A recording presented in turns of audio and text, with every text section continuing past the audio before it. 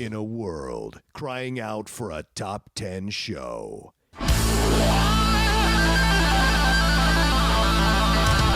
John Roca and Matt Nost are here to bring you the top 10.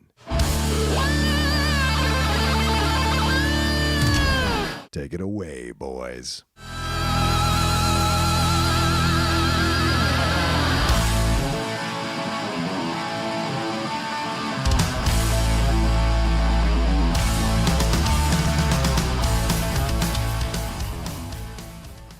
Welcome, everybody, to this week's edition of the Top 10 Show. I am John Roca. I am Matt Nost. And this week, in honor of The Dead Don't Die, the new Jim Jarmusch film, we have decided to count down the top 10 zombie films, which was something that I think we came up with, and we were like, wait a minute, that might be fun to do. We haven't tackled this kind of stuff before.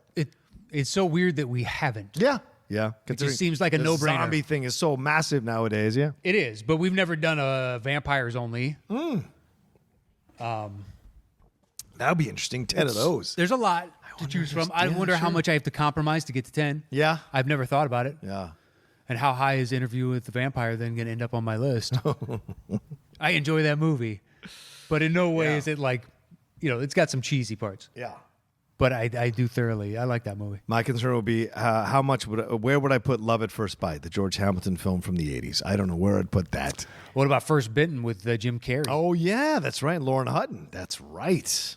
Almost forgot about that one. And then you got, Fright Night? Fright Night, yes. And even the remake's pretty good. Yes, it is. There's choices. Lost Boys. Isn't Lost Boys vampire? Lost Boys is vampires. Yeah. Although going back to rewatch that, Yeah. it's so cheesy at times. It doesn't hold up? I mean, kind of. Okay. All right. But it's, very of its moment in a lot of ways. Of course, of the 80s. Yeah. But the sax guy is even more ridiculous. Oh, yeah. It's just the thing that everybody makes fun of when you see it in context makes it even worse to be like, I can't believe this just kind of, I didn't like it at the time, but I didn't hate it. It was like, whatever, it's fucking, I was a kid. I was like, Sag's cool. He's in shape. The dude's got muscles. But how many of these kids are vampires? That's I know those true. kids are vampires. What is going on in California? A lot. And then I still moved here. Yeah, you did. What We Do in the Shadows would be another one, too. True. That's a good vampire movie. Then you got your Twilights, which I've never seen. Fuck that shit. And there's so many others. Are there any female vampire movies, like female-centric vampire, other than What's Bitten? I don't know that I can recall. I would honestly, I bet you Dallas to Donuts that there's a blaxploitation one. Oh, probably. Ooh, I wonder if Blackula would make my list. Maybe. I know Dracula, both of them would Dead make and my Loving list. It? That's the one you want to go with? No. That's The original one, the Lugosi one, and then probably the Gary Oldman one. For Gary Oldman. We've talked about a performance elevating a mediocre film. Certainly, Gary Oldman is incredible in that. Coppola. That should be a much better movie, but it's just not. Agreed. Thoroughly, it should have been a much It's just better not. movie. Yeah. Even the cinematography was weird. Yeah, it's a weird Coppola film. Yeah.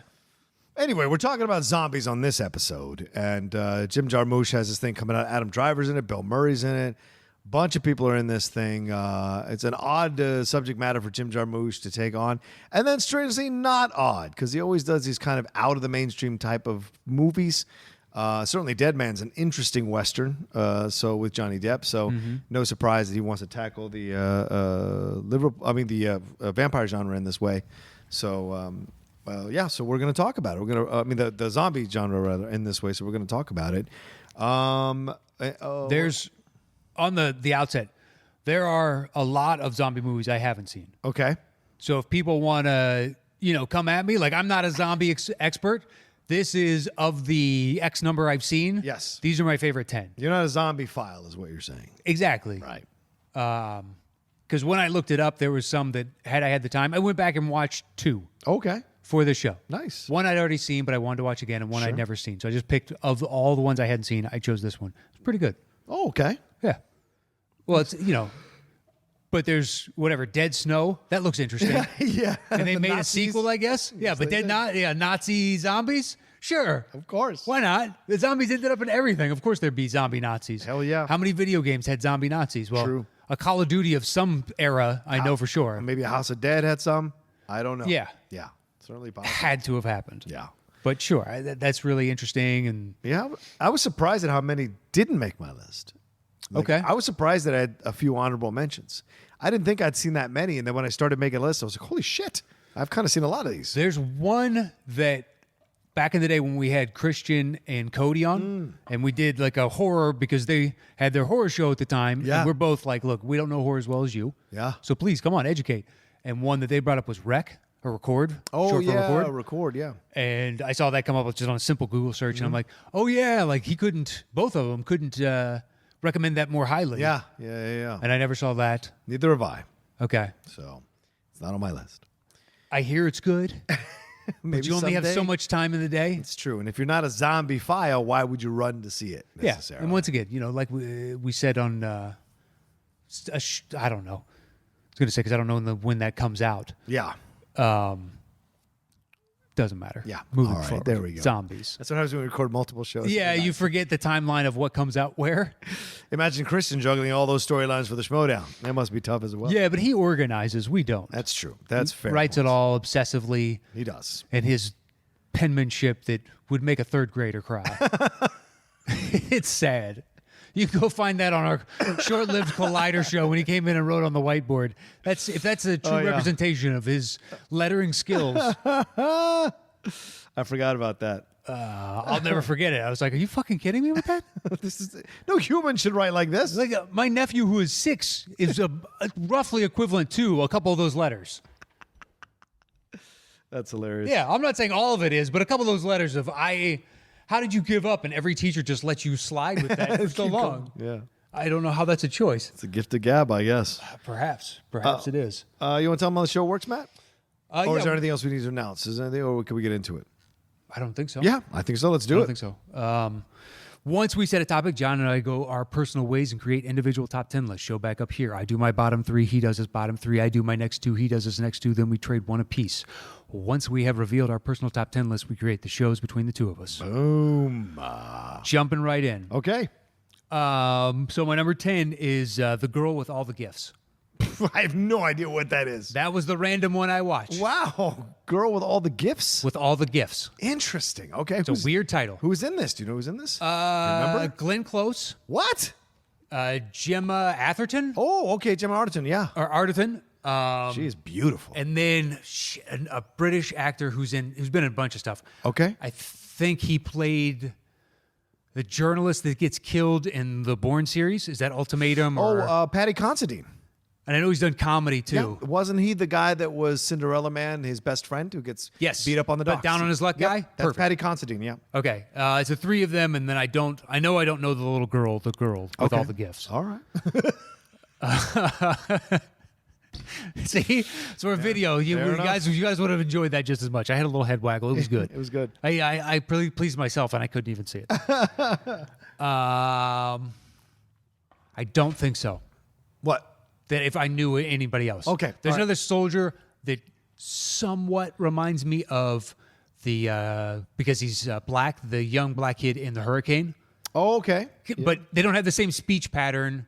But their presence is roughly similar to me. Okay. The way they carry themselves. So that's how he reminded me. He was like, it kind of reminds me of that movie. Interesting. Yeah. Wow, look at these people in this thing. Okay. All right. But so the gist of the movie is Yeah. so there's a fungus that has infected people and turned them into zombies. Okay.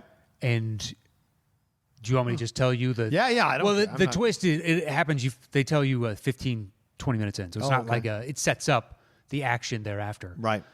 So these kids were born, I think, of infected mothers while they were still in the womb, Ooh.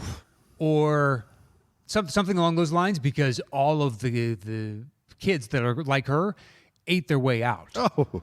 But they still retain part of their humanity. Oh. So they can interact and talk, but they have this stuff called blocker Yeah. that if they can smell just natural humans around them, the fungus in their brain triggers and they get hungry and they try to attack. Wow. Yeah.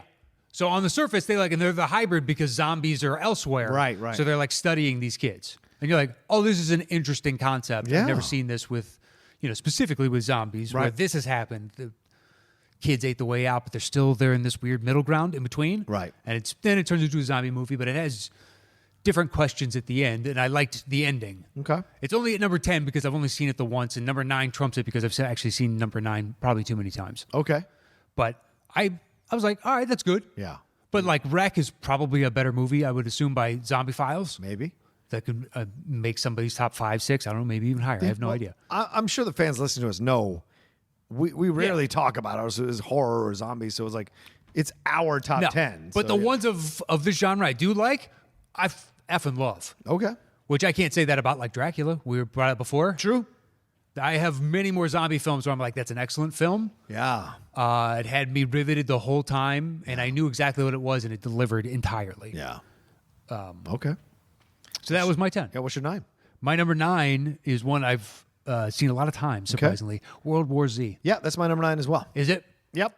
I didn't read the book. Yeah, neither did I. So all the people that harangue it for it's not the book, Right. I understand, and I wish I'd seen what you guys read. Yeah. Because I'm sure it would have been overall a better. Yeah, but then you would have walked out of the movie more dissatisfied. So Well, it was a depressing- in exchange for the book. You think so? Yeah, If they- a lot of people who read the books didn't like the movie. Yeah, no, but I'm saying, had they been able to translate what the book was onto the screen, Right, yes. So I understand you saying it sucks compared Yes. to this. Agreed. I have no understanding of what that is. This to me shows merit of it deserves a sequel because it set up a few different interesting categories. I'd love to get into the North Korea stuff. Oh, yeah. Yeah. That was yeah. fascinating Yeah, when it he's like, was. why did I pull out my teeth? Why did this country do this? Why did Israel manage to? Yeah. How did they have the heads up? Well, this is the thing that I always find fascinating in horror when they do like a global thing with the horror. It's like, well, why can't we see installments of this particular franchise all Israeli, all Russian, all French, all 100%. this? Like A Quiet Place, I said this on Movie Talk, A Quiet Place, they should do a French Quiet Place, an England Quiet Place, an Australia Quiet Place, a Russian Quiet Place, an Africa Quiet Place, because it happened all over the globe. It wasn't just domestically in America. It was all over the globe. Okay. True. I just, with that one, because it was such a small film, to me, it is the family dynamic that really drew you in. Yeah, but they're doing a sequel.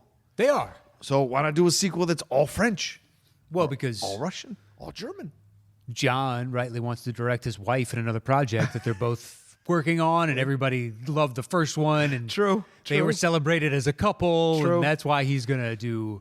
Fair I enough. thought you were saying another director go off and you just do this side, kind of like Yes, The another Walking director. Dead and Fear the Walking Dead. Yeah, another director goes off. Like a French director goes off, does a version of Yeah. Quiet Place that's connected to the universe of the original. Dude, I tried Fear the Walking Dead. I was like, maybe you can get right all the stuff that I ended up not liking about The Walking Dead. And it's like, nope. Nope. Actually, you're an even slightly worse product. I would agree with that. And I only made it through season 1. I forced myself to get through season 1. I was just like, I like one or two things. I don't like everything else. I tried to like it because it has Latino leads and has Latino people being an essential part of the show. And I was like, man, this is fucking, I can't. This is boring. I hadn't thought about it till now, but I think you're right. It wasn't white enough. We need to white. We need to get more white actors back in these zombie roles. I couldn't agree That more. wasn't it. That wasn't Oh, it. it's beautiful. Dude, you're just holding the white actor down, you know? Let's get him some jobs out here. The white pride parade. Where's the white, like the straight parade? Hey, we get a different terminology. Oh, that's right. That's right. you're Different right. choice. This isn't white pride per se. I was just seeing the straight pride parade all this week. I was just laughing. I'd say we call it a unity in that we all should be working. Yeah, we fair. should I all like be that. Yeah. prospering. Sure, why not?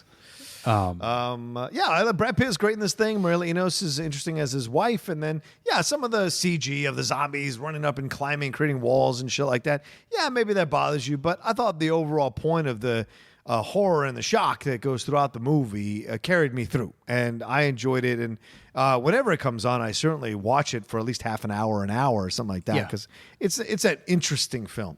And so I think they've just taken too long to come up with a sequel, and people's desire to see a sequel to this is pretty real low. So I'll be surprised if they finish it and Unfortunately, it makes any money. Because I loved the zombies running up to the wall. Yeah, The terror we hadn't of seen that. that before, or a version of that before. Yeah. I can't believe there wasn't a noise ordinance. Yeah, I mean, yeah, there's only a few things that trigger these guys. Yeah. Noise would be one of them. True.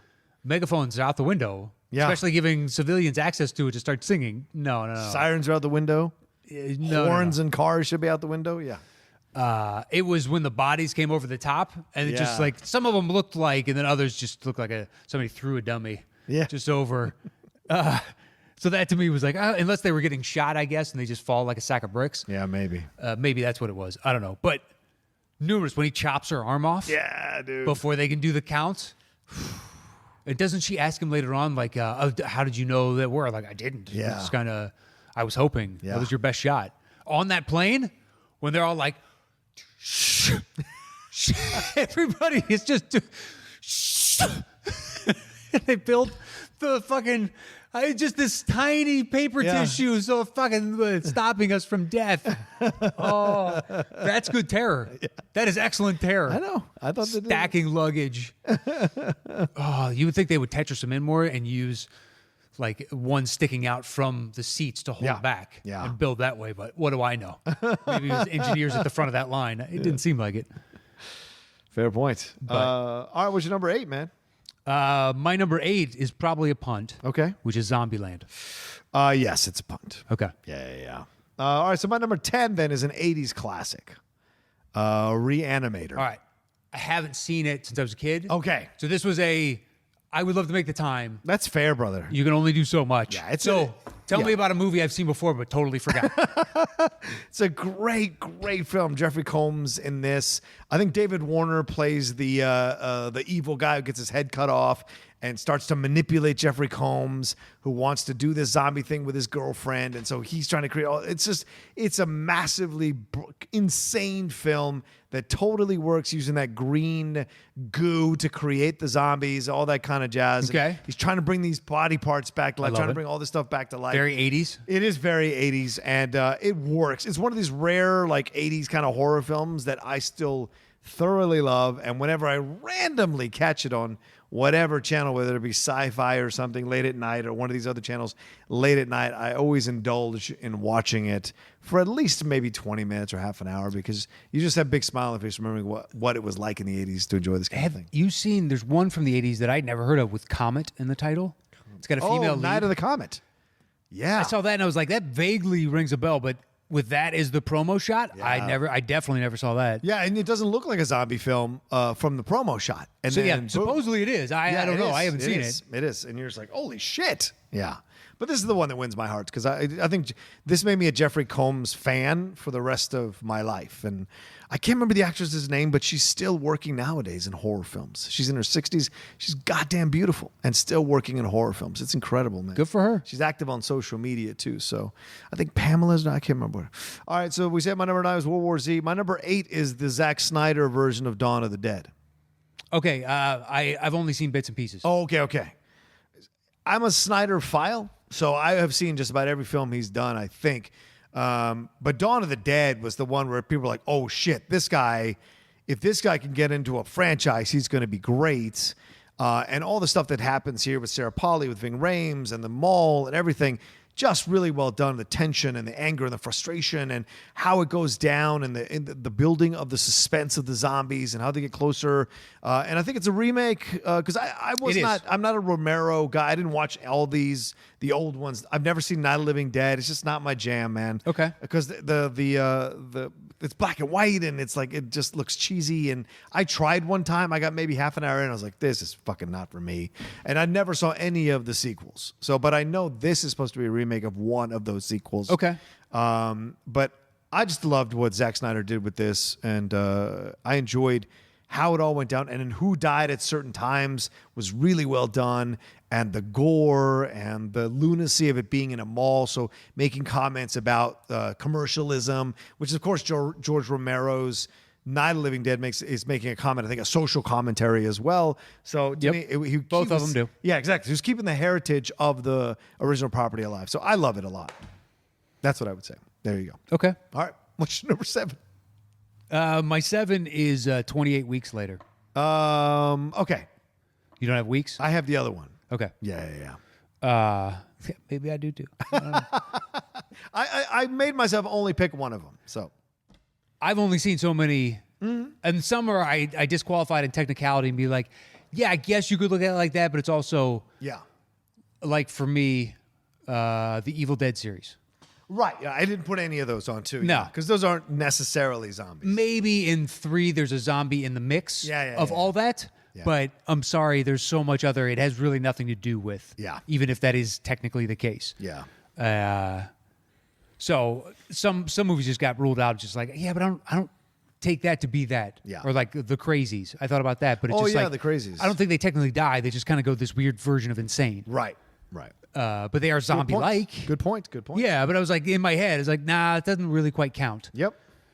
But once again, there's a lot of zombie films I haven't seen. Right. So 28 weeks later, you're just taking the peril that was created in the first movie so beautifully. This idea of the infection spreading so quickly and whatnot. And they have this roped up area, just like you do in a lot of zombie films. Yeah. You create a base at that point and keep the enemy on the outside because there's no way you're surviving out in the wild. Yeah. And until they get in, I'm not spoiling anything. That's every zombie movie. Once you see a wall that can't be defeated, it gets defeated. Yeah, exactly. It does somehow. Yeah. The first time ever we see a zombie swim. Look at that. Zombie swimming. But they'll figure out a fucking way. Zombies find a way. They always do. It's true. So they have like a compound, whatever else, and they're an apartment complex, but it's about the family and the father and the children and whatnot. And, you know, now you have a job to do within this world, but you still have your family and the peril because you still have to deal with the idiocy of people on top of this threat that is coming at all times. Yeah. Yeah. It's very rare when basically we're thrust into nature, and that's a nature-like environment where it's fight or flight at all times. There's a despondency throughout the whole film. Like the world is gone. Yeah, and you're trying your best just to stay alive. Just to stay alive. The base level of it. The opening, and he's running from the house. Oh, yeah. And just the look back and the terror in his eyes as all these are streaming out and they've mowed down everybody around him. And it's not like there was a grand plan. They just hit you with numbers and speed. Yep. And you're like, man, fuck you. That's not cool. I was hanging out. I was kind of somewhat relaxing as best I can in this environment. Yeah. At all times. At all times. I mean, it's basically being like a bunny rabbit around cheetahs. You're fast. Great point. But that thing's fucking fast and it's got claws. Yep. Good luck.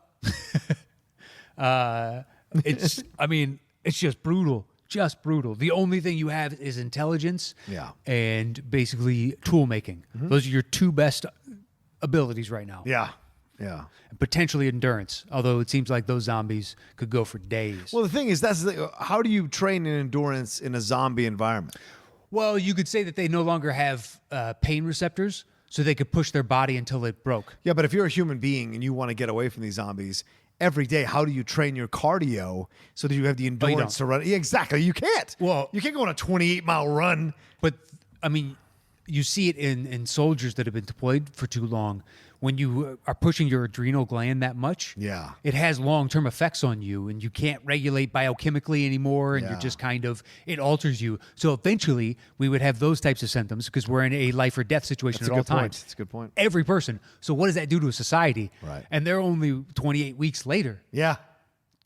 I mean, do we rip ourselves apart at the end of year one, 52 weeks? Yeah. It seems like it. Yeah, I would think so, yeah. Or at the very least, we reduce our numbers down to just these small, finite little cells, and the organism, the zombies, die off because there's not a much food source. Yeah. And the population has been destroyed. Yeah. Yeah. That's the other thing. 28 weeks, it's just like, this isn't a problem that's gone away. Yeah. Because there's hope at the end of the first one, which we'll get to. Yeah. Yeah. And there is, and false. then this thing starts, right? Exactly. All right, that was your number 7. What's your 6? My 6 is basically in Congress with your 8. Okay. Which is the original Dawn of the Dead. Okay. Because it is, I like it for this reason, and I think some people will put way higher, like Zombie Files, because you took a horror film and it's really about materialism. Yeah. Capitalist society. Like they end up at this mall.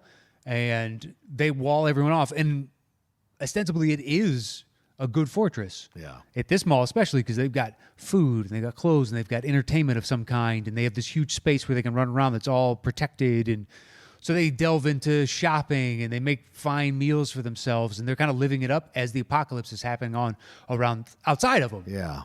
Which is kind of a discussion of where the country and global politics was at when this came out.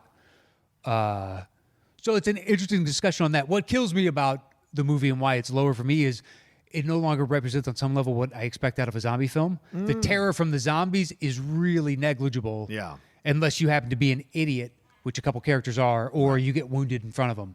But outside of that, like, they don't really have a shot. They're zigzagging around them in this mall, like running past, clowning, laughing in their face, and be like, ha, and slapping them in the face, and just keep running. And like, it's not much of a terror there. Right. So it goes lower on zombies, just because now I want zombie, like, well, them getting you is part of this. Yeah, it has to be the terror of It all, is. But it's interesting when you look at it like that, and the fact that a horror film is making a very relevant point. Yeah. About our society. Yeah, throwing away a lot of the edicts of what made the first one, on some level, so good, taking it out of still having a societal question. Yep.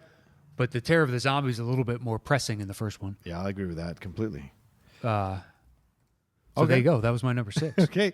My number 7, and I don't know if you're going to let this pass. My number 7 is an animated film called Paranorman. That's called a punch. Yeah. I was worried that you weren't going to let it in there. All right. My number 6 is one I just saw recently, Overlord. Okay. Yeah.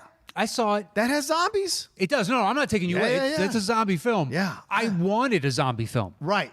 It takes forever to get to the zombies, and then it's kind of over. Yeah.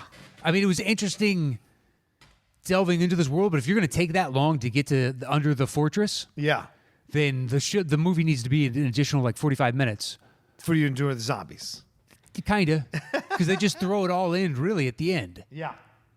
But I liked it because, I mean, like you start off with the World War II premise and you're like, I don't know where this film is going or how this is going to happen. And it's so believable.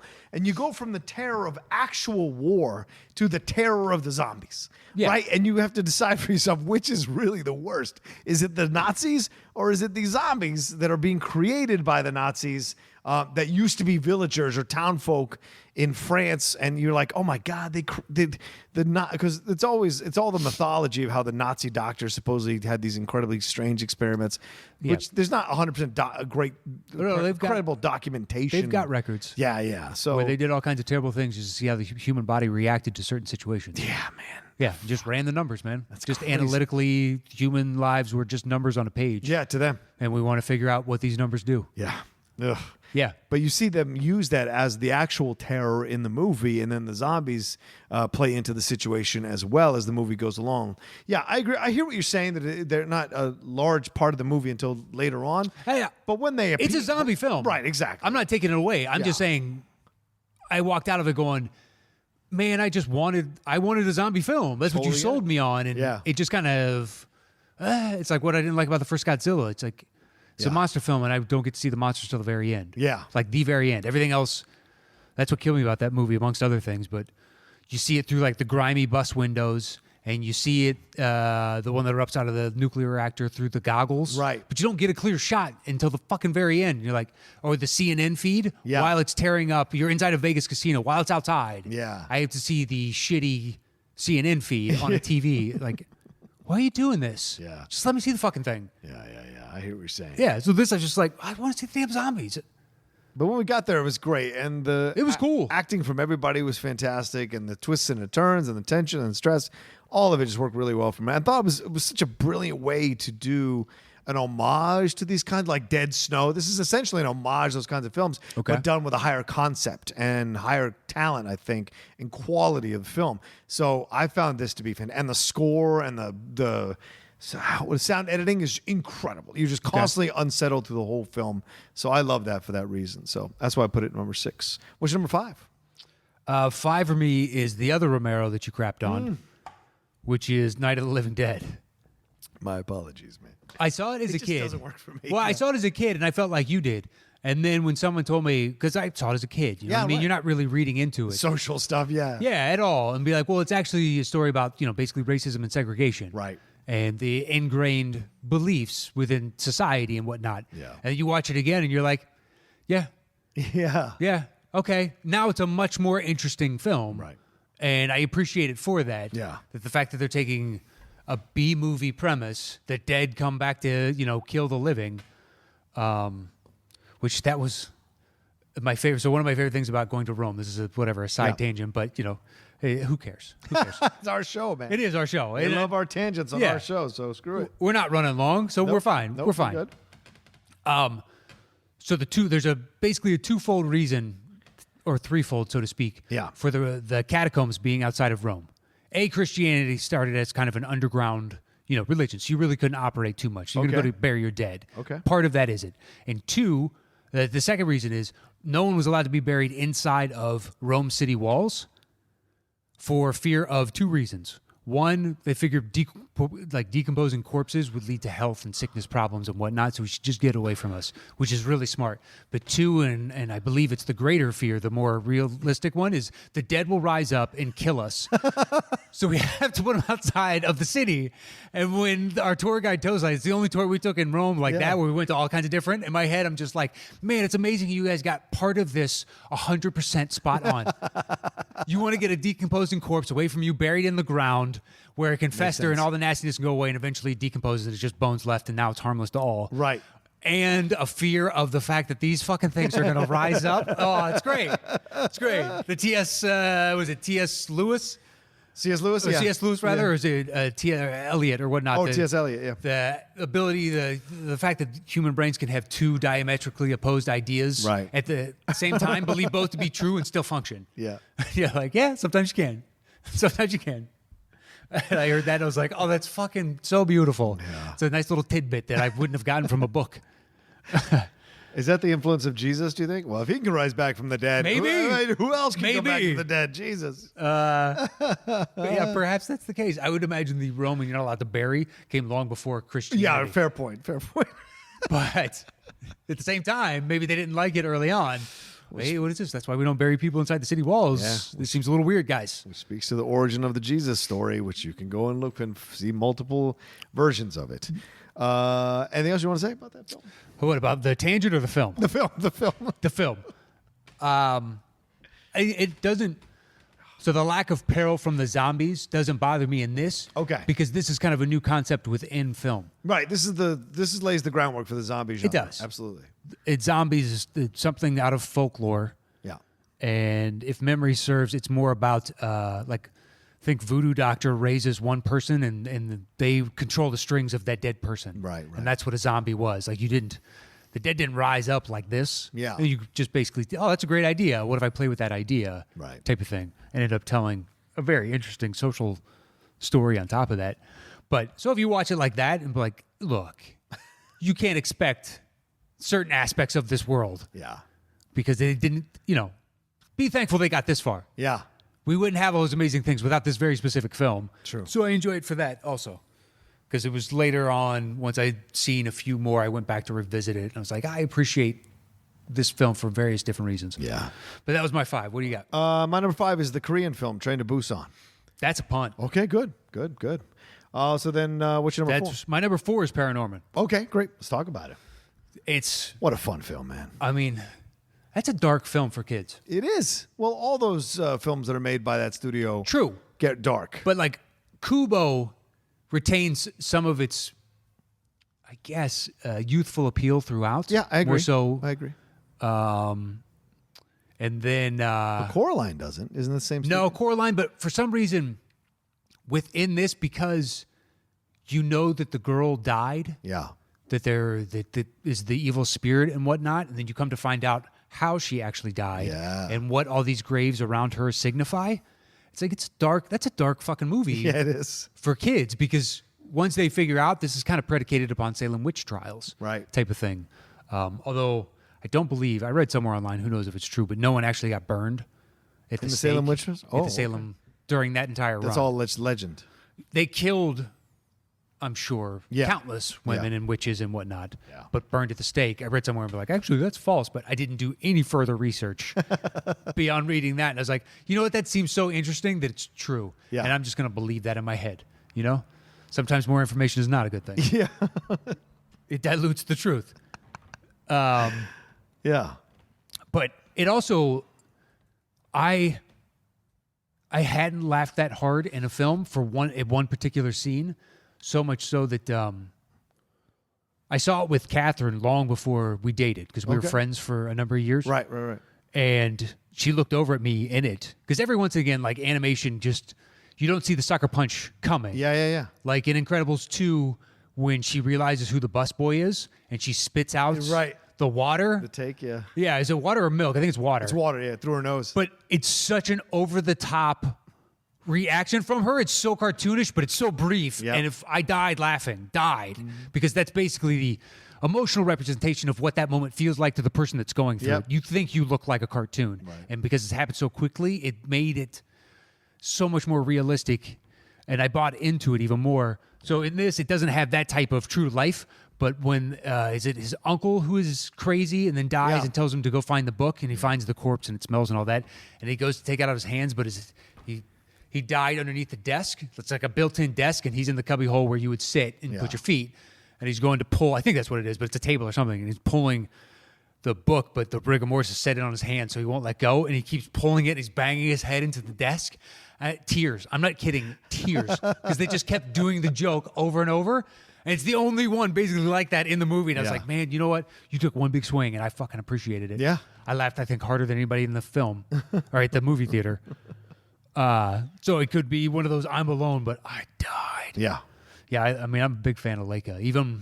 Even their foul tips, I still enjoy. Yeah. Box Trolls, and then the recent. Yeah.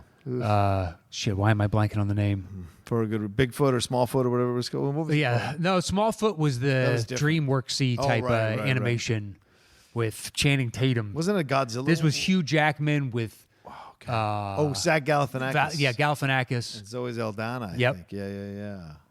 That one was visually beautiful. Right. I don't know if we want to do a spoiler. Why am I fucking forgetting? I just saw it like 3 weeks ago, a month ago. Okay. What is it? You're looking it up. Yeah, I'll look it up. This might be a Schmodown question. You might want to learn this. Oh, yeah, I should learn this. Yeah, look. Because Leica's doing well enough to where it should come up eventually within It's come up in animation. I'm sure it has. I mean, Secret of the fucking Kells came up in animation. Give me a break. Secret of the Kells? Yeah, which is that Celtic animated film that it was nominated for something. Never even heard of it. Missing Link. That's the one. Missing Link. There you go. Yep. Yeah. And it's, it visually, Leica took some big swings, man. It is gorgeous. Oh, yeah. Much like Kubo, like their palette gets richer and richer as they try and tell different stories. Yeah. But Paranorman, just walking out, I was like, I can't believe that was it. And to make like the one kid that Norman's sister has a crush on, that he's gay. Yeah. In a 1980s film. It's set in the 1980s, I think, or whatever. Jeff Garlin does a good job as the voice of Norman's dad. He does. And trying just to get him to move on, but yeah, it's a good movie. I love it. Alex Borstein is great too. She's the mom? He's the mom. Yeah. And we get a young Casey Affleck, a young Anna Kendrick in this doing voices as well. So it's a fun film. Yeah, it's I'm a fan of Leica. Yeah. I will watch I've watched everything they put out thus far. Yeah. Is that was number 4? That was my 4. My 4 is 28 Days Later. That is a punt. Wow. All right. What's your number 3? My number 3 is Shaun of the Dead. That's a punt. Okay. Yeah. I mean, it figured. Yeah. For me, I was like, okay, other people that have it number 1 or 2, but 1 more than likely, I totally get it. So this one's not on your list. My number 3. What's your 3? I'll defend it because I like it. And I go back and watch it multiple times. What is it? I Am Legend. Yeah. That's a zombie film. It is. And I like it a lot. And That's your number 3? Yeah, man. I like Will Smith in this movie. I like it. I like the zombies scare the shit out of me. When he has those tense moments, you see them screaming and the anger and what he's doing to the guy's wife and everything that's happening. Is his wife or his daughter? I thought it was his daughter. No, it's his wife. He's experimenting. Oh, maybe it is the daughter, but the wife's involved too. Okay. And he's trying to experiment, right? And try to figure out the formula and then how they change the story where he takes responsibility for what he's done. And I don't like the original ending. I like the adjusted ending. And then what he has, the relationship with the professor there. I think she's a professor. And all of that, to me, I like the story of him alone, trying to figure this out. He caused it, so his mission is to find a way to stop it. Yeah. Before he dies. does he cause it, or is he part of the people that are fighting it and couldn't stop it? Well, I thought he Does he caused specifically cause it? I thought he caused it because he did something and it spread. But I don't remember, because I remember he was supposed to go with his wife and his daughter, and he doesn't, and he runs back to get something like this, and maybe that's Well, I think what it was because he had to stay and work and try and right. and then they die right after that, and so does everybody else. Right. So in homage to them, he has to figure out how to stop this thing. He wants. Yeah, I mean, I found it super interesting, the setup to the world and being in New York City by yourself Yeah. and like living in a brownstone and whatnot. You would think you'd get out of the city though, get to a less populated area. I guess. Well, But then how do you grab the zombies to experiment on?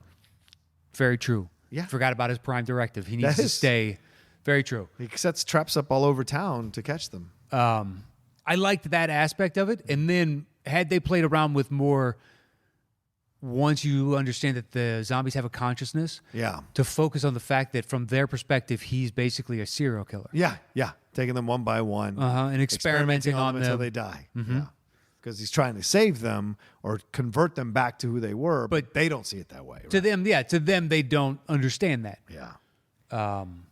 He becomes legend. So, yeah, exactly. Yeah. I am, whatever, a mythical creature of Right. of lore, but a creature nonetheless from their perspective. In your lore, yeah. I Yeah. am a mythical creature, yeah. And that to me is super interesting. Oh, let's delve into that. The fucking mindset of like just trying to frame that. I don't know how you tell that story unless it's all exposition through him as he understands. Oh my God, look at me in the context of. So it's not a easy task, but Yeah. so that's what I wanted for the end of it. When it gets to the end, because the whole time I'm like, is he going to cure it? Like, Yeah. that doesn't really seem like how this movie should end. So I'm not against it. It's just, it always left me unfulfilled. Yeah, I I don't understand dislike it. I it's just for whatever reason. I also like his the robot one. iRobot. I also like iRobot. I like this better than iRobot. Yeah. Okay. Fair enough.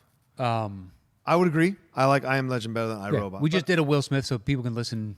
Good point. Yeah. Don't want to give it away. Yeah, but I enjoy the hell out of this one, and it is one once again when it's on to USA or TNT. I enjoy it because it's very contemplative, and it's also showing. I know we saw Tom Hanks carry Castaway. Will Smith essentially carries the movie through long stretches of being by himself. Yeah. And so I think it's the rare actor that can do that and keep the audience's attention. And I think he does a great job with it, honestly. And this is like right around Will Smith still is kind of a megastar time. So, yeah. Well, the other thing that took me out of it too is the zombies change. So they no longer look exactly like us. Right. So it makes it easier to kind of disassociate. Where other zombie films, no, that's a person. Yeah. Who's now driven to this madness. Right. And they looked like this weird, evolved, kind of like in Green Lantern, the villain, that his head it expands and all this. They seem like they've grown a little bit. Their musculature has gotten stronger. Yeah. Et cetera, et cetera, et cetera. Like they Barry Bonds, HGH, that shit with monkey testosterone. And their heads are now bigger 10 years later as opposed to when they were on the Pirates. When they first started. Yeah, fair point. Yeah. He's a different human being by the end of his Giants career. He did not look like that 10 years. It's not like he was Cecil Fielder and then eventually just managed to stay in the league and get this old man power type of thing. Yeah. That was definitely pharmaceutically induced and it altered who that human is. Truth. Anyway, all right, what's your number 2? 2 is Train to Busan. Okay. Because I love the let's put him on a train. Yeah. It's just like World War Z with the frickin' airplane. How long until we have a zombie submarine movie? Yeah. Because I don't even know what you fucking do. That's death. It's already It's truth. it's death. It's a 30-minute movie. If they take over one specific compartment, navigation, you're toast. Yeah. That or the bombs. If you can keep them in the fucking galley or something, or back where the bunks are, okay, you can get out of this. But then you still got to create a reason to go into that. Of course, you can't have a movie without conflict. Well, the propeller shaft somehow broke, so the only way to get there, we can crawl through this ventilation shaft. Johnson, come here, you're the smallest. And he gets ripped through the air duct because they hear him going around. Maybe like his keys scrape the metal. Yeah. I don't know, something. And then they go bananas and they take him out. And then they figure out how to climb back. And then it's happening. This is great. I love this. Yeah. I'm already involved. I already love So this. now it's a U-boat. And we just go, shit. it's Cold Dead 3. Yes. Send the royalty check to the Top 10 LLC. Make it out. Make out that check. Love it. And you're welcome. I'm splitting the profits on that thank idea you with so you. much. I Not a appreciate problem. it. I Not a helped you. problem. I helped you. I encouraged you to come up with it. Yeah, That's what I'll you take. did. That's what I'll You tell myself. created, you fostered an environment where you allowed me to go out and That's right. spread my arms. That's right. I love Expand. it. I love it. Let ideas. It's free form. There's no bad ideas right now. They will. They will. Give it enough time. If you can make a horror film on a cheap enough budget, it will get made. Oh yeah, absolutely, absolutely. Because there's always an outside chance it generates, 5 to 10 times its budget. Fucking Halloween was only $10 million. That Dude, all this paranormal activity. What did that yeah, cost? yeah. Nothing. Good point. Made a ton of money. Blair Witch made a ton of money. Yeah. I mean, it was higher production, Sure. but Final Destination, there's been like 6 of those, 7 of those. Fucking, you can take your pick of it. Horror's cheap and it makes money. Especially with Jason Blum now, kind of revitalizing the entire genre rather. Yeah, giving it a Blumhouse. shine. Yeah. Hey, we can do this a little better, guys. Yeah. Yeah, you can. I can find the right directors for this. Yeah. Still churn out, like, it still has the same vibe. It doesn't lose its authenticity. Yeah. And you're just generating a better product, which is easy to do. You can try and make, tent pole out of Yeah. it and be like, look, these aren't made to be tent poles. Right. It's fine if they become one, but you can't go into it with a mindset of we need to spend $140 million on this Halloween film. Like, you really don't. Yeah. You don't. Let's not do that. Because what? Now it's CGI Mike Myers fights himself in the dream world, blah, blah, blah, blah, blah. Yeah, exactly. We don't need that shit. Come on, guys. Yeah. That was your number 2? Oh, so yeah. So Train to Busan. So it's is that a Korean film? Yes, Korean film. And, the setup is a father who's not the best father, and he's going to pick up his daughter or is he dropping her off? No, he's supposed to. He's supposed to drive because he's drop at work. her off, right? Because at work, he's supposed to bring her to her mom. For the weekend. Yep. And he wasn't going to get on the train. He wasn't going to do it. True. The daughter guilts him into doing it, and then he gets on the train, and he's not a likable guy. no, he's not initially for a majority of the movie. Yeah, the vast majority of the movie. He's not a likable guy. But thankfully, there is one dude who's a bigger dude. yeah, bigger douche. And the nice thing was with that guy, it felt earned Yeah. Oh, believable too. because he knew that he had no real physicality to offer the situation. Right. So it's just his self-preservation and conniving nature Yeah. that is going to save the day. That's his best asset, which he proved. Yep. And I mean, just the terror when they have to fight their way through. Oh my God. I'll be damned if that wasn't when they're strapping up like phone books Yeah. and shit, and you're like, oh man, this is everything I wanted in Ricochet with Lithgow when they do the prison fights. Yeah. But for real, let's go. Yeah. Yeah, they do that in World War Z when Brad Pitt is trying to, stop people from getting on the helicopter. Yep. And just like, dude, wrap me up. We're about to hit some shit. That's Yep. the tenseness that zombie films can create, where if they're this quick, that death is literally around every corner, but now you're on this metal tube. Fucking Yeah, the inevitability of it all, and and the thing is, it isn't like like you said with a submarine. There's like multiple compartments that are in separate areas. Even though it's a big tube, it's a large tube in terms of width and depth. So there are different areas that you can be locked in. Mm-hmm. This thing is literally one straight shot all the way through a train where you can only be stopped by doors. I mean, I think the way people die throughout the movie is just so inventive and interesting.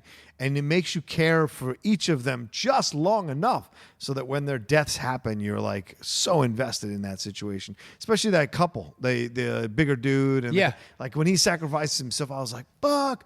Like I was so mad when he died because I was like, damn it. And you knew he was going to die, though. I guess, but I was hoping they go against convention. Because you can't. There's no pivot for the main character to be the good guy in the end. True. He would be the good guy. True. So that dude is dying. As soon as they introduced him and basically, on the spectrum of character, he is basically all good. Yes. And we need to find or follow the conflicted individual because that's who we've been following. Right. Or not conflicted, but the flawed. Flawed, yes. Agreed. He's the brutish good. He is. He is us. Yeah. Yeah, exactly. Good point. Yeah, on the chaotic good or brutish good or whatever. How you see those? This is how I break down my character. He ends on this part of the spectrum. Yeah. And I don't know why I'm making fun of him. It's just He's great. But they're doing a sequel. That's supposed to come out next year. Was it Subway to Busan? They're in the subway, and now they got to get the connection from the central terminal to downtown. That's what it is. That's Yep. what it is. Rail car to Busan. Now I'm just picturing two people on the push cart trying to get away from a horde of zombies. We got to keep this cart above 33 miles an hour. Otherwise, the zombies will get us. We're fucked. Yeah. Wow, they're making a sequel. You really can't make a sequel. Yeah, Unless it's just another Korean Yeah. zombie film set in this world. I think it is. I think is what it is. And it's, or maybe another train, which would be the train back to Busan. Busan Dangerous. Yeah, Busan. They go with something we're vaguely familiar with. That sounds like the title of an Asian action movie. What's this Busan Dangerous? Let's get It's a zombie action film. All right, interesting. the raid to Busan. Yeah, Exactly. The Busan raid. Busan Raid? I like Raid to Busan. The Raid to Busan. Or the Raid in Busan. Raid in Busan. There you go. Sure. anything like that. You could do it. Just like, all right, you're tying me in. I'm down. Make it happen. Yeah. Busan Ringu. There That we might go. be too much inside baseball. Maybe too far. The Ring Busan. Coming out. Samara having the battles. Yeah, then eventually there'd be the Spanish version, whatever. Of course. The Curse of Yar Busan. Yeah. Spanish version. I can't think of it right now. I don't know if we have a word for zombie in Spanish. I'm sure you do. Do we? There's got to be. I gotta look that up. There has to be. Why wouldn't there be? Unless it's just 'Cause we don't basically believe 'em. zombie. We don't believe it. It doesn't matter. But it could just be zombie. Like Schadenfreude is Schadenfreude in German, Yeah. but it means that for us. It's zombie. It's the same thing. Yeah. Zombie. So basically El zombie. they heard it coined in English first or became, Yeah. common there. So it's just Right. like, we just call them the same thing they do because that's we didn't don't- have that shit because we're not sick fucks. Yeah, right. We don't come up with this bullshit of Yeah. people coming back. to Look, life. there's a reason we've had a long track record with serial killers. True. It's just getting out to other ethnicities. That's a good point, man. Yeah, That's a good point. it is.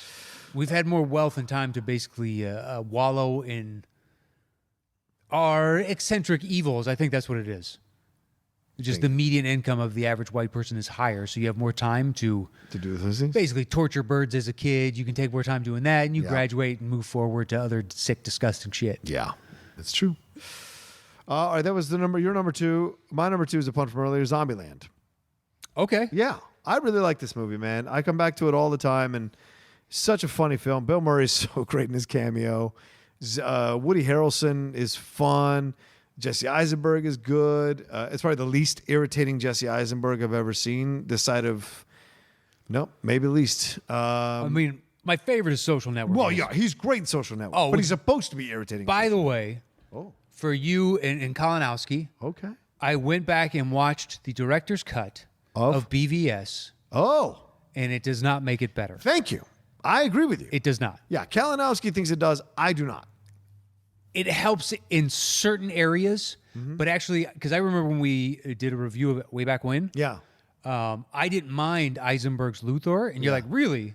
Because a lot of backlash is against him right Yeah. now. And upon rewatching it, yeah, I was wrong about that. Seeing it a second time, a lot of choices. Maybe, and it's also because they gave him more in the director's cut, Yeah. and you saw more of this character, and just like, then I don't buy after having seen all these things that he would have been able to pull this off. It actually degrades that notion more. Yes, agreed.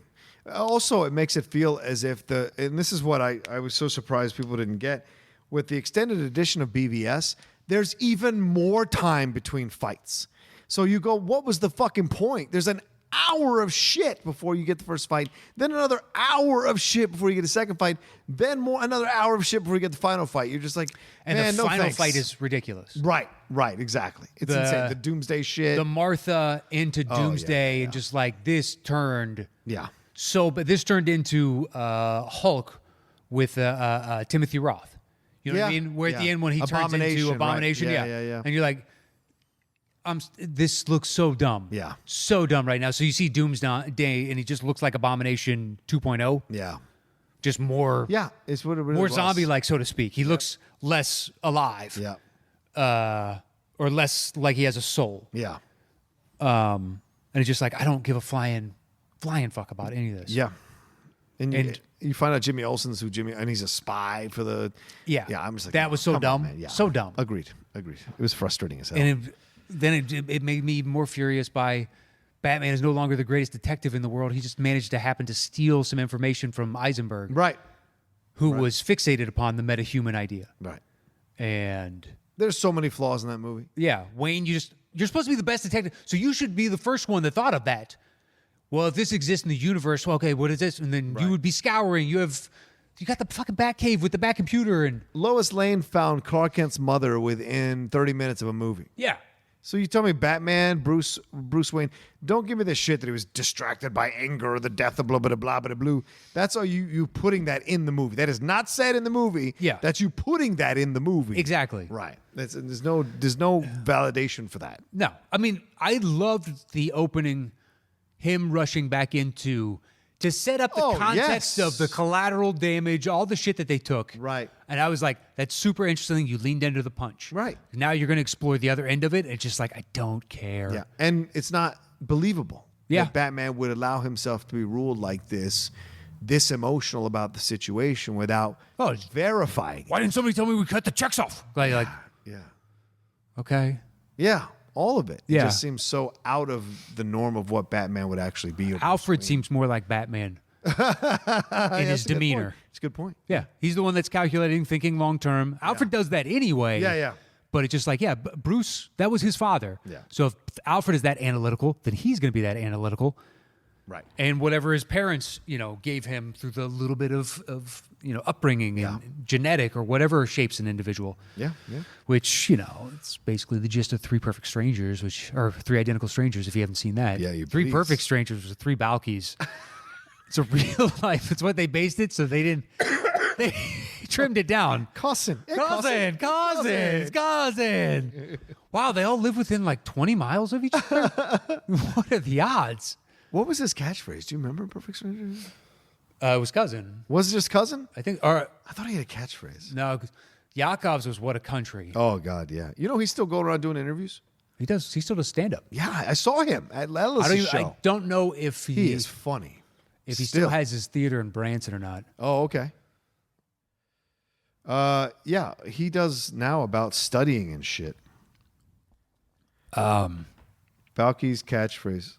Don't be ridiculous. Oh, that's right. That's what it is, yeah. That's what it was. Of course not. Don't be ridiculous. Bronson Pinchot. Yes. A name so ridiculous, I've remembered it since I was a child. Yep. And the other dude in it, I guess, was a hell of a stage actor. Yeah, Mark Paul. Like everybody was like, dude, this guy he's got the chops. And then his break is Perfect Strangers, and he doesn't really work after that. Yeah. That's what I heard. I don't know if that's the case. He's in My Favorite Year, that Peter O'Toole movie from the 80s. He's the guy, he's the main kid who's like bringing him over. Anyway, Zombieland, great stuff. Yeah, with Emma Stone, Abigail Breslin, everything they go through. They're doing the sequel now. They're currently working on it. But yeah, it's just so much fun. I love Woody's obsession with the Hostess cupcakes. I love how this all plays out. And then the fight in the amusement park at the end, I really enjoy that as well. And everyone's journey, and even that inventive beginning about the double tap and the 4 rules and all that kind of stuff. It's just an inventively very funny film about zombies and what life would be like in the world like that. Anyway, all right, what's your number 1? 1 is 28 Days Later. Okay, that's my punt from number 4. All right,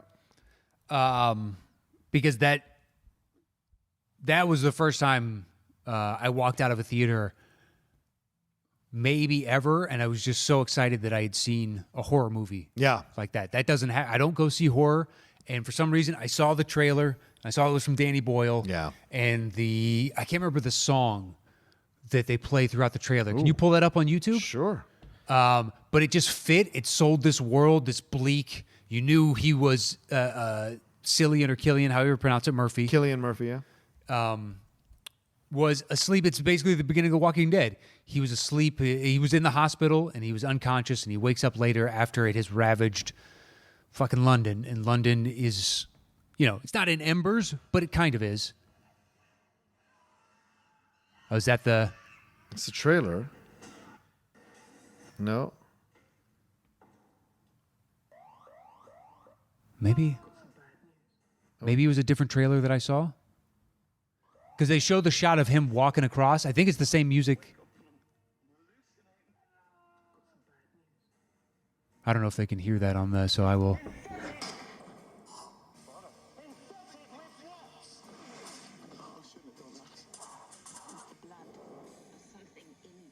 Yeah, so it's like a Radiohead-esque guitar drone on. Yeah. But they do that with that when he's by himself on the bridge crossing over here. I think it's near Parliament. Okay. And it's just that single kind of note coming in, and it bam, bam, bam. Yeah. And it's a calm eeriness. And I saw that shot, and to know that that's not CGI. Yeah. So they just said, hey, everybody, for the next 10 minutes, could you just stand over here? And they got the shots as quick as they could. London allowed them to do it, but they had to work under time constraints, and I think they did it early in the morning. Right. It looks like it. I think so. To mimic dusk, they're just doing it at dawn, perhaps. Yeah. Although that doesn't make sense because where the sun would be setting, although technically I don't think if you put me in a geographic location, I had never been to London at that time. Right. So I don't know which way is east or west. Yeah.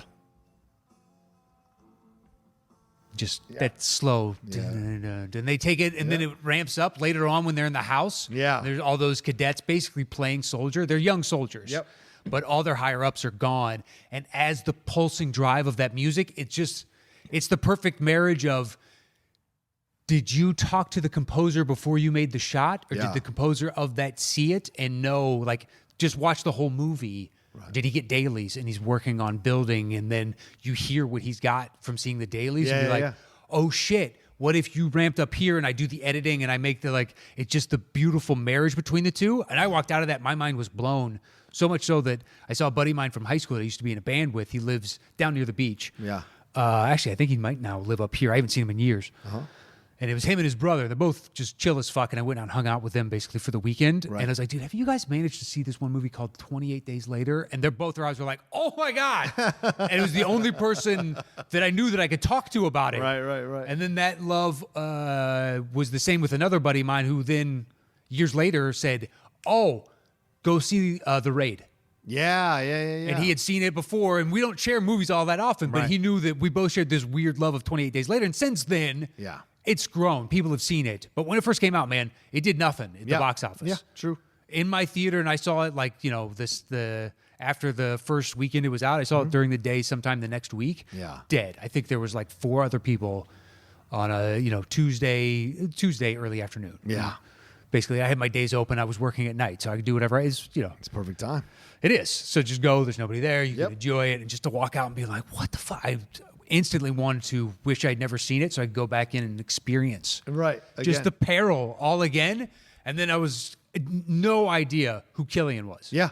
And then since then, it's the only reason I watched Peaky Blinders. He's great in that. When I heard, that dude's in, I was excited for Batman Begins. Yeah. And I was like, oh shit, he's in that. Mm-hmm. Everything he's been in, he's in Ian McShane to me. I've always liked him. Oh, no. Yeah. Red Eye, too. I think he's great in Red Eye. Sure. Sunshine, he's good in. Sunshine, right. Another Danny Boyle film. Another Danny Boyle. Yeah. Cool. Yeah, so that to me was just when we're doing this list, I clearly know what my number one is. Yeah. This is my favorite by far. It's the only one. I own Paranorman now, too. Yeah. And Shaun of the Dead. And 28 Weeks Later. There you go. But it's the first ever that I owned that I was like, I watched it all the time. Yeah. It's like, this thing's fantastic. Just really their bloodshot red eyes. And they look so feral and fucking blood dripping out of their mouths. So good. Yeah. And also, it has that authenticity because of the British approach. The independent British, it's more grimy and dirty and despondent, and you're just like, oh yeah, this is perfect. Yeah, they even made their realistic thing here. They're technically happy movies, like The Commitments is ultimately a sad movie. That's true. Although it's an Irish film, but that's true. Yeah. I'm just saying, from the same region. Yeah. They more than likely did the same thing that 28 Days Later did, which took some of the lotto money. Yeah. Because the National Lottery sponsors some of the arts. Yeah. And so... we created that. Yeah, I think that's how King's Speech got made. Oh, wow. Part of the funding came from that. Okay. I believe. All right. If you say so. I don't have any evidence of that. I don't, but I know that they do... A few countries have that. Yeah. And you see it at the end, the logo, the Lottery Council at the end of the credits for the film. All right, so as Matt just mentioned, my number one is Shaun of the Dead. I've come back to reappreciate this movie because I wasn't always the biggest fan of it. I thought it made a little too much fun, whatever. But like when you go back and watch it now, it actually has a lot to say. It's very funny and also scary as fuck at the same time. Yeah. The stakes are never far away from you, and it feels like a realistic zombie movie in terms of how people would actually be reacting, right? Yeah, kind of, yeah. This idea of like bullshit, it's not really happening, and then when it's happening, fuck you, and then while it's happening, the petty shit between you gets exposed more because naturally your emotions are more heightened because everything is life and death at every second now, every minute. So all of that comes in, and the deaths are insane. Like homie's death with that is the boyfriend of the girl at the time, like him getting ripped apart from oh my God, it's insane. So much of that. And then the humor of Nick Frost and Simon Pegg throughout it. The records. And Edgar Wright's direction. Yeah, Edgar Wright's direction is great. I mean, the records being used to kill the zombies is just genius. And then what happens to and then the sadness of seeing his mom become a zombie. You're just like, oh, fuck, dude. Like when his dad, when Nighy when Nighy, who's not his dad. He's not his dad, right. But he finally, at the end of Nighy's life, when he's bitten and they're in that car and whatnot, he's trying to be fatherly, and he like kind of accepts it for the first time, knowing that this man is dying. Yeah. And he's just being honest right now because he has so little time left in this world. Right. And to have that real emotional connection in this comedic zombie apocalypse movie, it's incredible. It is. It's pretty excellent. And the fact that when Wright and Frost, or pardon me, Pegg and Frost are describing, oh, what are we going to do tonight? And then what they write off is it's Simon Pegg's character. Yeah. And they have all those cuts to all the, we're going to go to this and the Winchester and the boom, boom, boom. That's actually the beats of the story as they unfold for the rest of the movie. That's right. Yeah, yes. which I told you about, but I read on the internet. I did not discover that. I wish I had because that's brilliant. Yeah. That is utterly brilliant, A, to catch, because you had to see it a few times, more than likely, and B, for them to work that in. Yeah. And it's a great, basically it's a magic trick. Yeah. Once you see it, you're like, you see it for what it is, but it helped sell the reality of it afterwards. You're like, this is really good. I flirted with it at number 2 for me, but Train to Busan to me is more zombie to me. More authentic zombie. Yeah, just like the comedy. I'm not denigrating it. Just like, I don't know, when I think zombie films, though, the life and death peril. Yeah. So it knocked it down from 2 to 3. I'm not slagging. No. But it was in my head. I was like, and I haven't seen Busan as many times. Yeah. And I will more than likely because Shaun of the Dead is already played on Comedy Central, for Christ's sake. Yes, it is, yeah. So it gets run on various channels, whereas Busan doesn't. So I will see it more. But Busan to me is just like but the zombie terror, man. Dude, I totally respect that, absolutely. But Shaun of the Dead. And it just since then, it makes you, Hot Fuzz after that. I went to see that. Yeah. At World's End, I saw that. Yeah. That's the only one that falters for me. Yeah. Because it becomes like the alien stuff or other world. Yeah, I didn't get sucked in like I did the other two. Agreed. All right, well, that's our separate lists for the top 10 zombie films. We're going to put this list together now, Matt, shall we? That we shall. So I would guess I'll bang. Sean. Right. Yeah, I think it might be number 1. Is Sean. number 1. Okay. Where'd you have 28 Days Later? 4. Where'd you have Train to Busan? 5. All right, then I would say 28 Days Later makes it higher because I don't think we have anything else in common. Okay. Zombieland. Yeah, but I don't have that till 8. Oh, fair. Okay. So then Train to Busan at 2.5. Okay. Otherwise, it's Paranorman at 4.6. No, I'll take the 2.5. I think. Yeah, 2.5's higher. Sense. Yeah.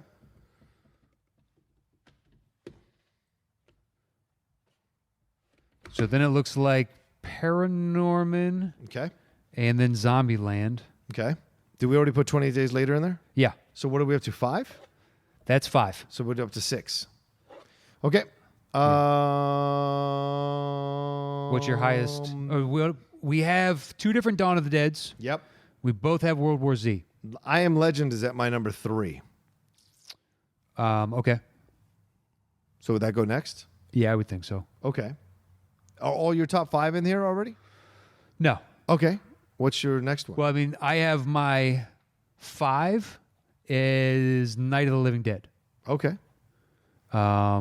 Do you want to put Z up there now and then Night of the Living Dead, or Night of the Living Dead first? Yeah, but we both have that at 9. Yeah, so Night of the Living Dead makes more sense. It seems like a 8, 9 I'm down. to me. Night of the Living Dead next then. If that's your highest one that you have left. Yeah. Okay. What do you got next? Number 6, Overlord. All right, at my 6, I have Dawn of the Dead. Do you want to do combo Dawn of the Dead because we have 2 different versions? I'm down to cheat and then like do that. World War Z. I'm down to cheat like that. Yeah. Okay. Because I think Would that end it? No, we have one left. Ooh, the battle continues. What's your last highest? Number 6, Overlord. All right, Overlord would be it. Oh, Because we don't have anything else in common. I don't think so. Nope, that is it. All right, well, let's count this thing down. The top 10 zombie films, yeah. At number 10, Overlord. at number 9, World War Z. at number 8, Dawn of the Dead and Dawn of the Dead. at number 7, Night of the Living Dead. at number 6, I Am Legend. at number 5, Zombieland. at number 4, Paranorman. at number 3, Train to Busan. at number 2. 28 days later. And our number 1 zombie film is... Shaun of the Dead. There you go. Great stuff. Shout out to Jay Goldeneyes who sent us these bongos. I saw the picture on Twitter. Yes. Because you were like, oh, I want to show you the picture. And you're like, shit, I don't have it. Yeah, I forgot that it was all the way back in my other album of pictures that I put selfies on. So he's there. So when he tweeted about it, I tweeted the picture immediately when I tried to find it. So there it is. So thank you for those bongos. Great meeting him. He's awesome. Yeah. Anything else we want to talk about before we wrap up here? No, just a huge thanks to all of our patrons. Yes. That have supported us. We hit our goal of 3,000, so now we got to create another goal of 3,500 or something else, and we got to keep pushing forward, guys. But we asked you, hey, if we can get to this goal, then we'll start delivering more and more content. We've done that. If you're on Patreon, you get a bunch of Patreon exclusive stuff now. Yes. And the classic episodes, and there's also recap and reviews that go up there a week before they go on the free feed. Yep. And we're trying to generate more and more content for you guys. Plus, you still get the relists. And if you go Boss Hog, maybe you get all that. Plus, once a month, you get entered, submit topics, and you potentially get to choose which show we do. Damn right. Once a month. There's only 12 times that a year. That was a finite number. Come in with some bangers for ideas, which I just hate that I said that. I like bangers. I don't, because the context I've heard it used more often than not is by somebody. I'm like, okay, Oh, yeah. that song's a real banger. And be like, yeah, but what you call a banger is not a banger. Yeah, right. Fair And point. so that makes me not like the word banger now. But yeah, our thanks to all of you. It's amazing how quickly we just put that out. Yeah. Not that long ago, and you guys basically answered the call. So thank you. You go to patreon.com/the top 10 with the number 10 if you guys want to join there. But if nothing else, thank you so much for listening. Whatever you could do, you want to leave us a review somewhere, join the Facebook group and be part of the discussion there. Hit us up on Twitter, me at Matt Nose, John at The Roca Says. That's right. Yeah. Did we cover the Patreon stuff already? Yeah, I believe so. Okay. So yeah, our thanks to Chris Alexakos, Matthew Hasso, Kristen Smith, Clay Williams, and Joe Ibarra for everything you guys do for us. We wouldn't be we wouldn't be able to do and deliver all these different ideas and live shows and all that without the help of so many people, and to to all the various kinds of fans out there. You know? Yeah. The parents that censor the shows so the kids can listen to it. I appreciate that. Yeah. One of our fans, Alex, does it for his son, Gavin Russell. Thank you. Boom. Yeah. I censor it. And I'll, if it's a okay show, well, he can listen to that. That's right. I'm guessing Drug Talk last week was probably censored. Probably censored. heavily censored. Yeah, I would imagine so. Smart move. Smart move. Hopefully we were fine the rest of the time. Yeah. Good points. I would imagine so. Yeah. But yeah, and to everybody that's been with us since day one of different iterations, we can't thank you enough. Yeah. It's pretty fantastic. Yeah, my wife is blown away about the support, and then Lindley and my family and our friends meeting all the different fans and how amazing they've been. Yeah. It's like if you guys are representative of the group as a whole, dude, we hit the fucking grand slam home run. Yep. Kawhi over the Sixers. Like this was a shot. Yeah. And I am thoroughly happy with every person that I've met. It's been pretty fantastic. Yep. And we've been growing and growing and going off the feed, going on our own. We didn't know what was going to happen. To see the reaction from so many of the fans in such a positive way and people wanting to support the show. It just means so much to us to keep going, to motivate us to keep going and record more content for you. And who knows where it leads. And of course, live shows are on the horizon. As soon as things calm down a little bit more, we'll figure out what we're going to do next. And it'll be fun to do that again. Because I'm telling you something, Matt, I've really enjoyed doing them.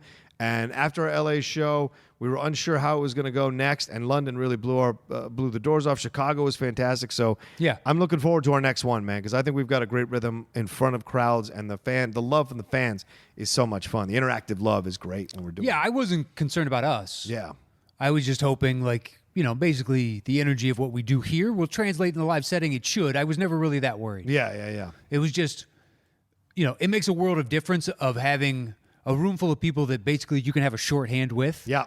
So you can do a lot more in the course of an hour. Right. To an hour and a half to 2 hours and 15 minutes, like the second show in Chicago. Is it 2 hours 15? Or it's 2 hours or something like that. Wow.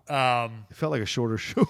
Wow, London was $1.55. Yeah, it was. It was 2 hours. And we would have kept going had it not been for the time constraint. We could have done a second show in London easily. Had we started earlier? Yeah.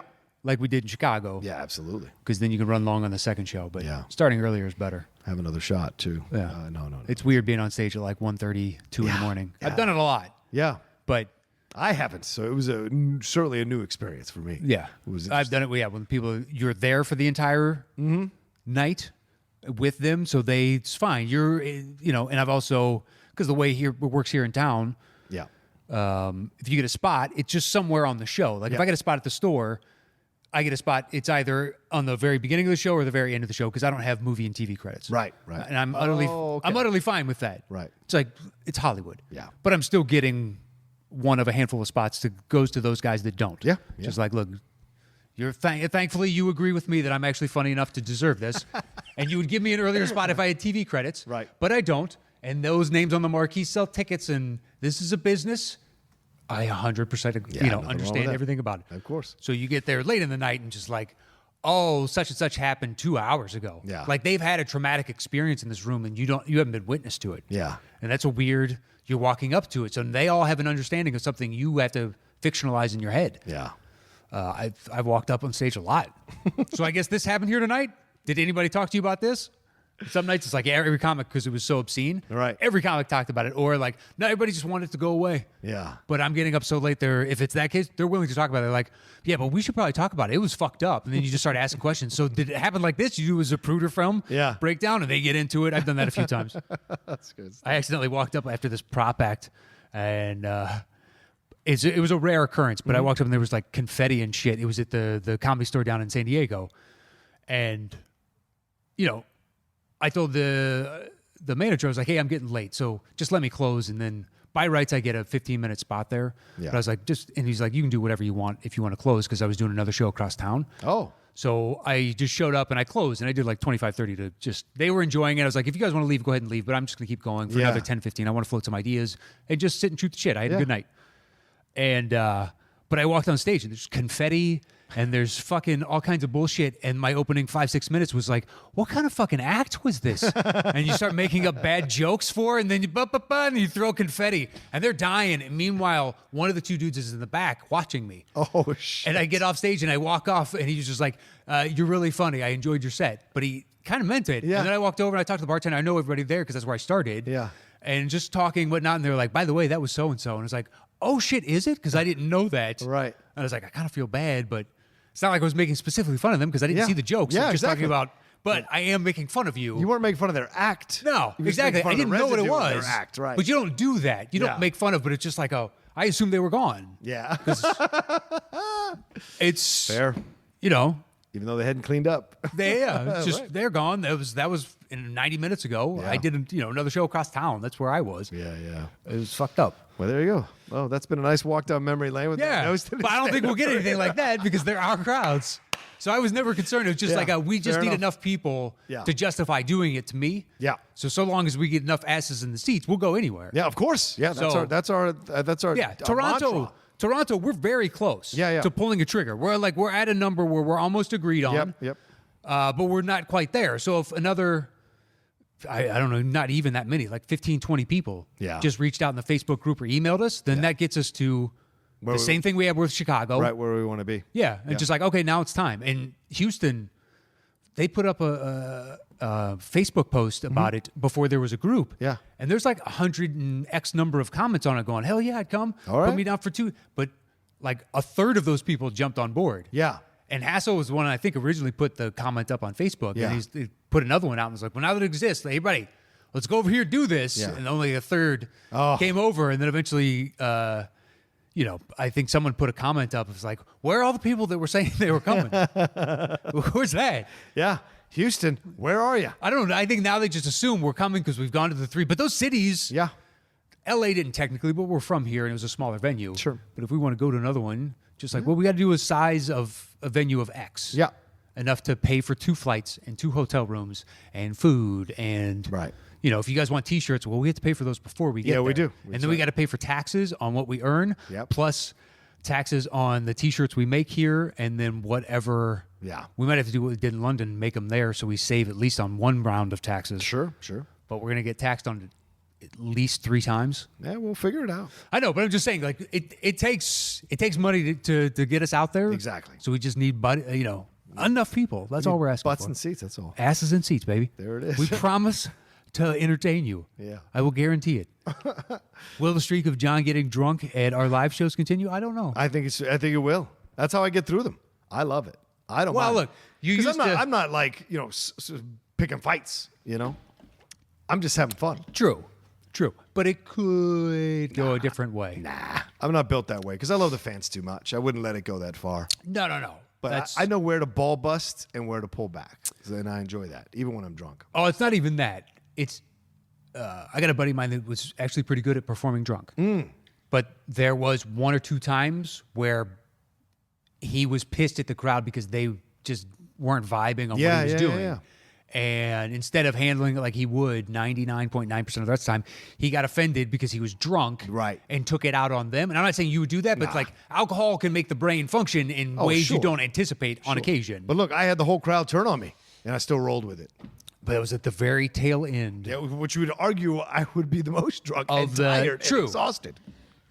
But it could happen sooner, and now you have to wade through shark-infested waters. I like wading through short. That's what you for don't understand. 9 I minutes. enjoy it. But think about the zombie film we just discussed. Yeah. If death has surrounded you at all times, eventually it fucks you up with PTSD or something because you're just constantly in a state of edge. Sure. I'm just floating the idea. You worry for me, and I'll well, just you do used to drink before schmoedowns, and Yeah. eventually, once you stop being nervous about schmoedowns, or maybe not nervous is the right word, Right. but it's a lot to digest in the moment. Yeah.